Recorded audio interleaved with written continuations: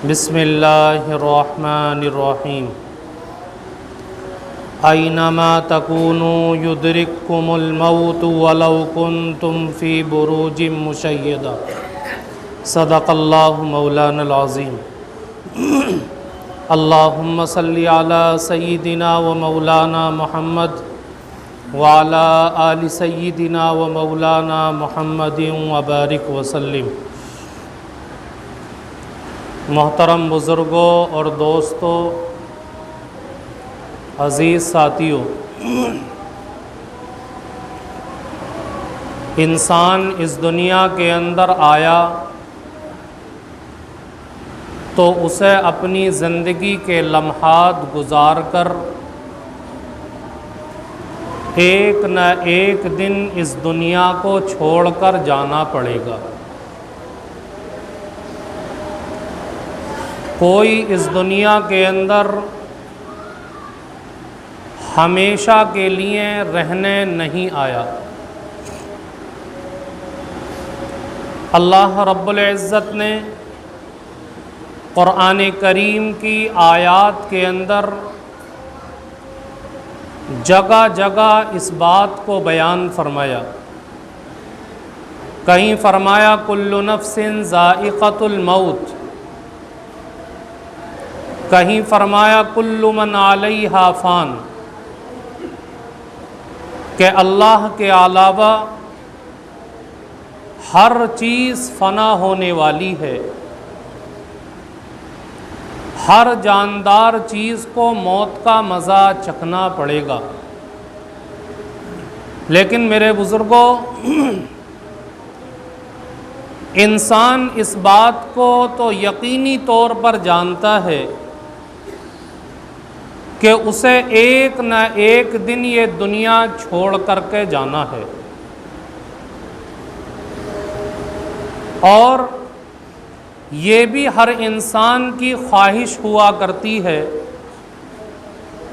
کہ جس دن وہ اس دنیا سے جائے، جس دن اس کے اوپر موت طاری ہو، جس دن اس کے جسم سے روح نکالی جائے، اس کا خاتمہ اچھا ہو، اس لیے کہ اعتبار خاتمے کا ہے۔ ہر انسان اچھا خاتمہ چاہتا ہے، کیونکہ لکھا ہے کہ خاتمہ دو طرح کا ہوتا ہے، ایک اچھا خاتمہ اور ایک برا خاتمہ۔ اگر انسان کا خاتمہ اچھا ہوا ہے، اس کو موت اچھی آئی ہے، تو اللہ رب العزت کی طرف سے اس کے لیے کامیابی ہی کامیابی۔ اور اگر انسان کا خاتمہ اچھا نہیں ہوا تو اس کے لیے ذلت و رسوائی اور ناکامی کے سوا کچھ نہیں ہے۔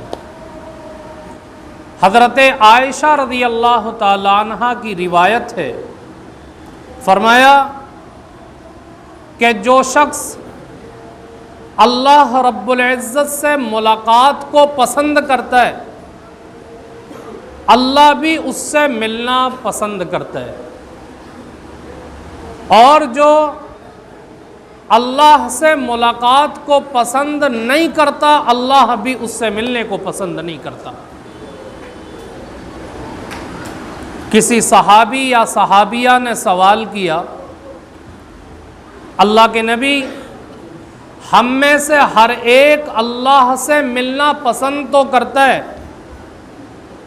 لیکن ملنے کے لیے جو ایک چیز ہے موت کا آنا، موت کو ہم پسند نہیں کرتے۔ کوئی بھی انسان موت کو پسند نہیں کرتا، چاہے انسان ہو یا جانور ہو، ہر ایک موت سے بھاگتا ہے۔ تو کیا فرمایا آقا مدنی جناب محمد الرسول اللہ نے کہ یہ بات تو ٹھیک ہے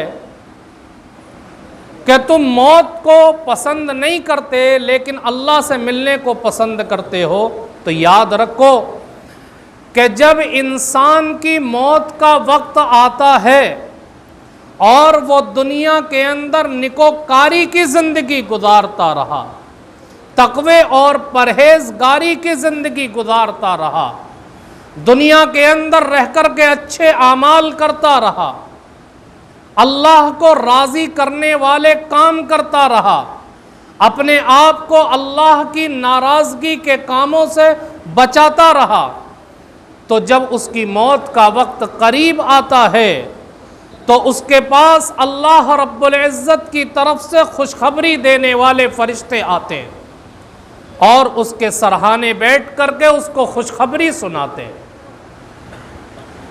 اور اس کو جنت کے وہ مناظر دکھائے جاتے ہیں جو اللہ نے اس کے لیے تیار کر رکھے ہیں۔ وہ فرشتے کہتے ہیں کہ دیکھ، اللہ نے تیرا ٹھکانہ یہ بنایا، اللہ نے تیرے لیے یہ نعمتیں تیار کی ہیں۔ جب وہ ان نعمتوں کو دیکھتا ہے، جنت کے ان ٹھکانوں کا نظارہ کرتا ہے، تو پھر آقا فرماتے ہیں کہ انسان کو دنیا کے چھوٹنے کا کوئی غم نہیں ہوتا، انسان کو اپنی اولاد کا غم نہیں ہوتا، انسان کو اپنے مال و جائیداد کے چھوٹنے کا کوئی غم نہیں ہوتا، بلکہ اس کو اللہ سے ملنے کی ایک طلب پیدا ہوتی ہے اور پھر اسے موت اچھی لگنے لگتی ہے اور وہ فوراً اللہ کی طرف روانہ ہو جاتا ہے۔ لیکن اگر انسان کی زندگی نافرمانی کے اندر گزرتی رہی، انسان کی زندگی اللہ کو ناراض کرنے والے کاموں میں گزرتی رہی، انسان کی زندگی فرائض کو چھوڑتے ہوئے گزرتی رہی، انسان کی زندگی واجبات سے دور رہ کر کے گزرتی رہی، تو پھر یاد رکھیں جب ایسے انسان کی موت کا وقت قریب آتا ہے تو اس کے بعد فرشتے آ کر کے جہنم کا عذاب دکھاتے ہیں جو وہ دیکھ کر کے موت سے دور بھاگتا ہے، اللہ سے ملنے کو ناپسند کرتا ہے، اور جب اس کی روح ادھر ادھر بھاگتی ہے، موت سے ڈرتا ہے، تو پھر وہ فرشتہ زبردستی اس کی روح کو نکالتا ہے۔ اور کیسے نکالتا ہے؟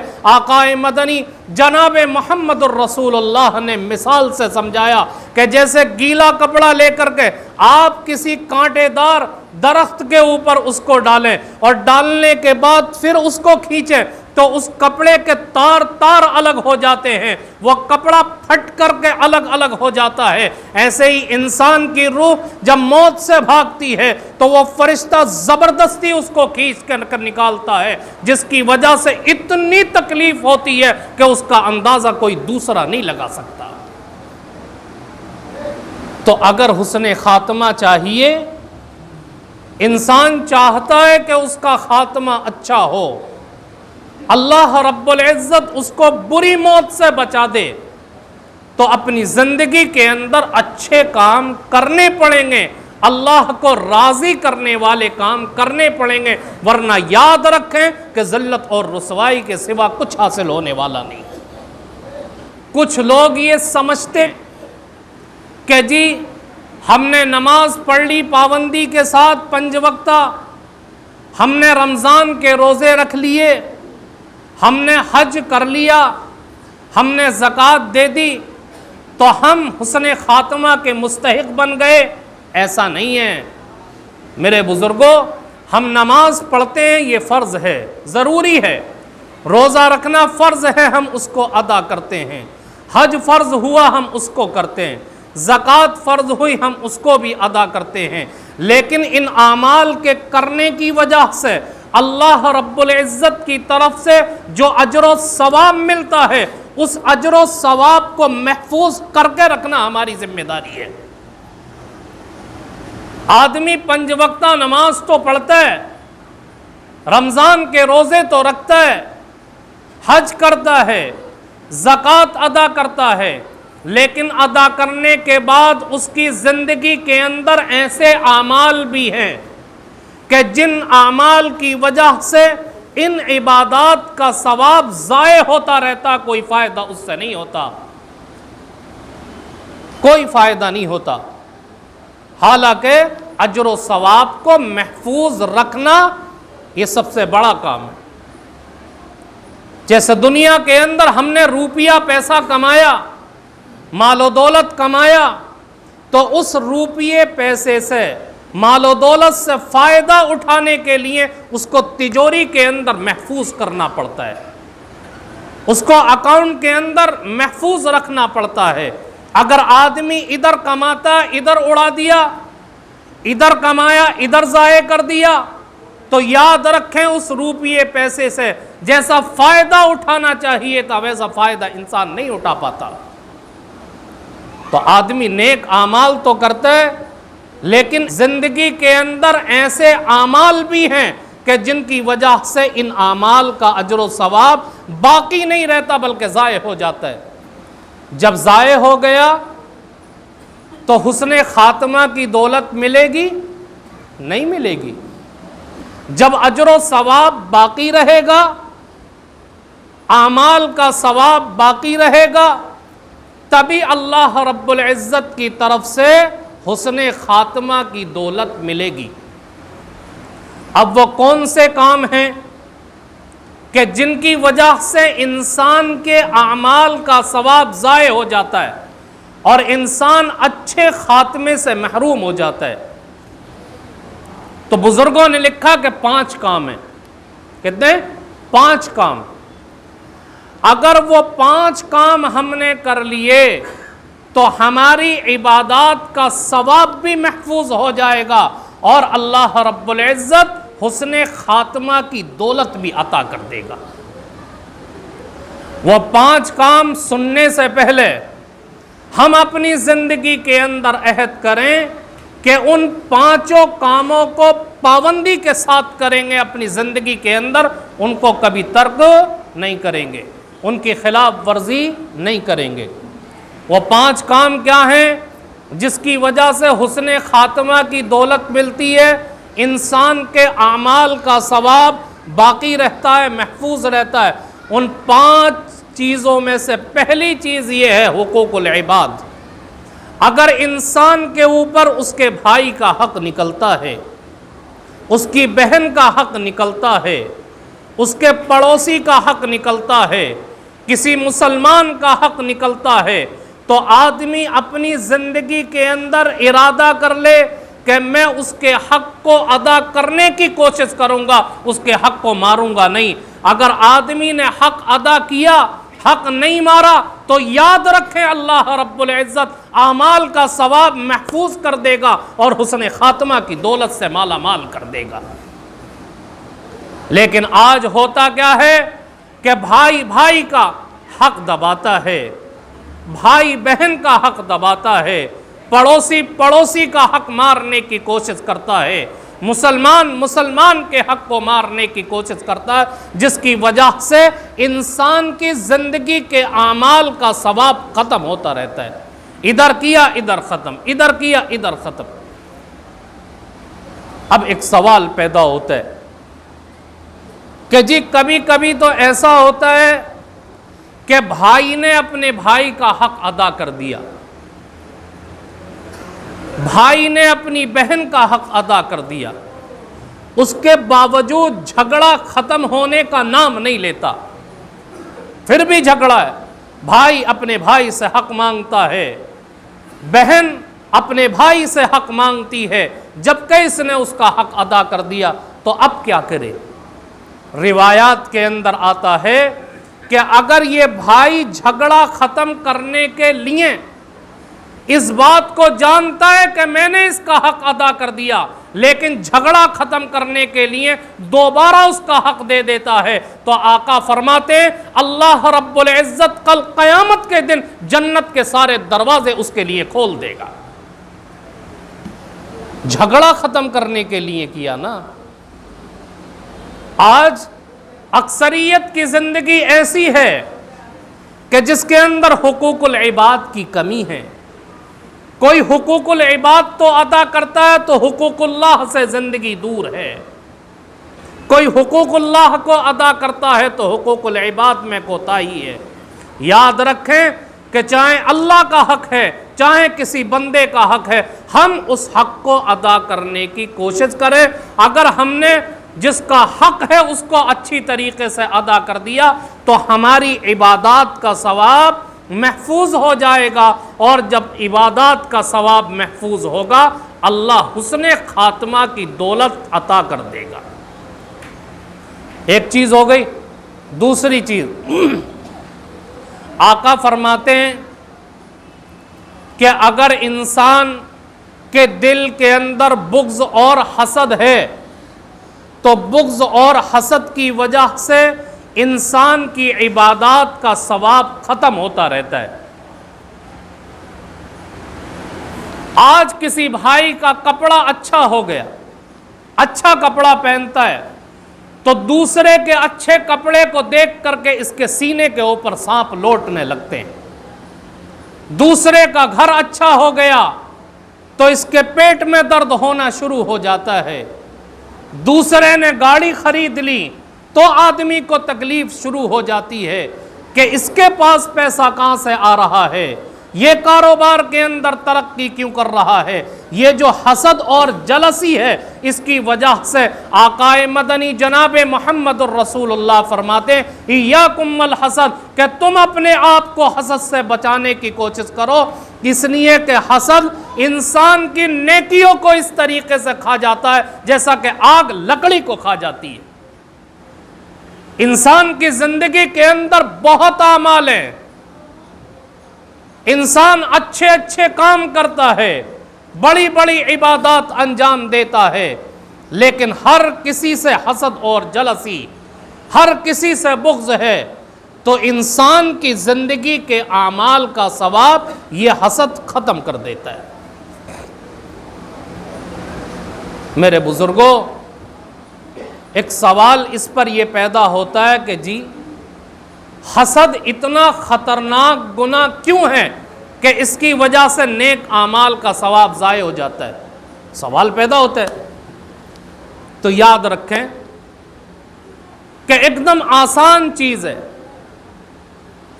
اگر کسی کو اچھا گھر مل گیا، کسی کو اچھی گاڑی مل گئی، کسی کا کاروبار بڑا ہو گیا، کسی کو اللہ نے مال و دولت دے دیا، تو یہ ساری چیزیں عطا کرنے والا اس کو کون ہے؟ اللہ۔ اب یہ انسان اس سے حسد کر رہا ہے، جل رہا ہے، تو گویا کہ اللہ کے اس فیصلے پر اعتراض ہے کہ اللہ نے اس کو کیوں دے دیا۔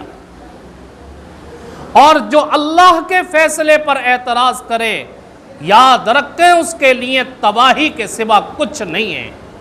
اس لیے حسد اور بغض یہ بہت بڑا گناہ ہے جو انسان کی نیکیوں کو کھا جاتا ہے۔ آج اکثریت کے دلوں کے اندر حسد ہوتا ہے، اکثریت کے اندر جلسی ہوتی ہے، دوست دوست سے جلتا ہے، پڑوسی پڑوسی سے جلتا ہے، بھائی بھائی سے جلتا ہے، جس کی وجہ سے انسان کی نیکیاں ختم ہوتی چلی جاتی ہیں۔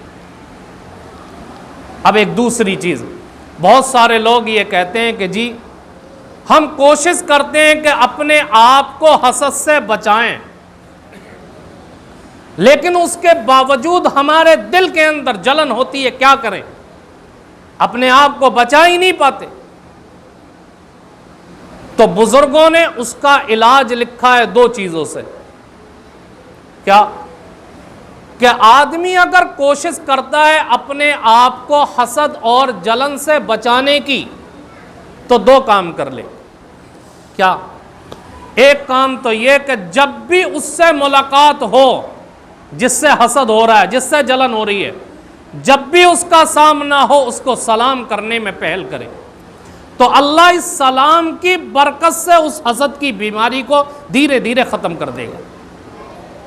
دوسرا کام، آدمی عبادت کرنے کے بعد جب بھی اپنے لیے دعا کے ہاتھ اٹھائے تو سب سے پہلے اپنے اس بھائی کے لیے دعا کرے جس سے حسد ہوتا ہے، تو اللہ اس دعا کی برکت سے بھی اس حسد کی بیماری کو ختم کر دے گا۔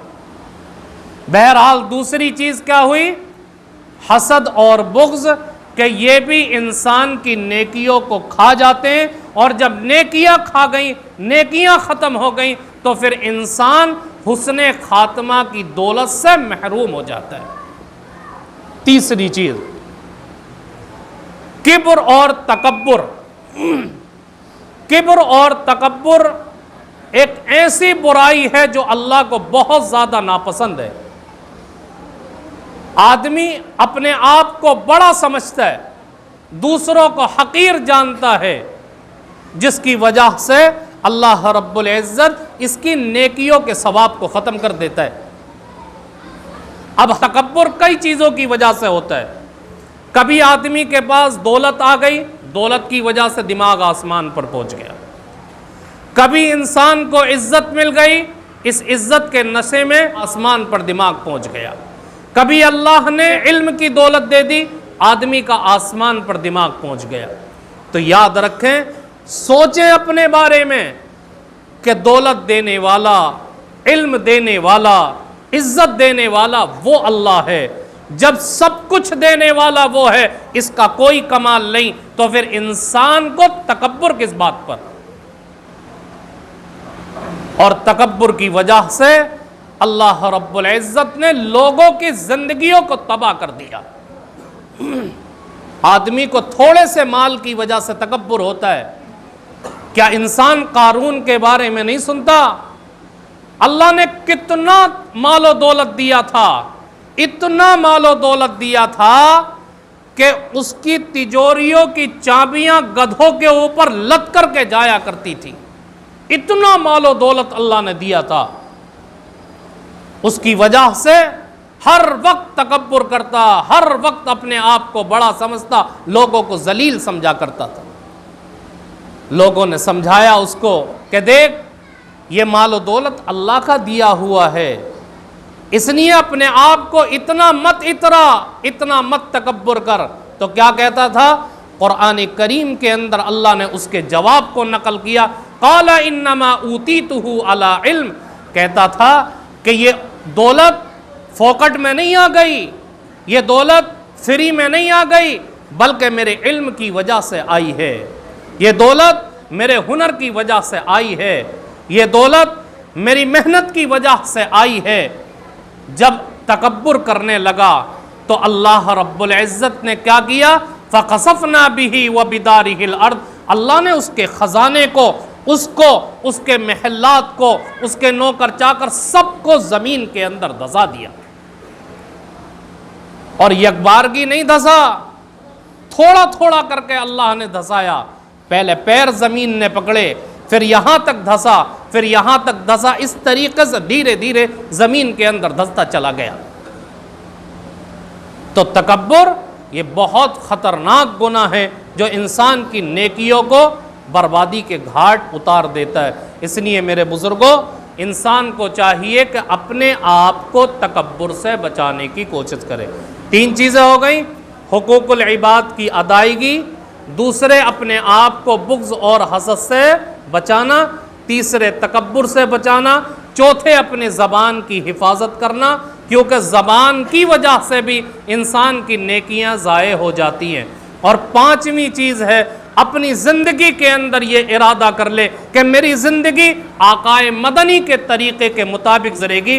جب آقا کے طریقے پر زندگی گزرے گی تو یاد رکھیں اللہ حسن خاتمہ کی دولت سے مالا مال کر دے گا، اور جب حسن خاتمہ کی دولت مل گئی تو آدمی کے لیے کامیابی ہی کامیابی ہے۔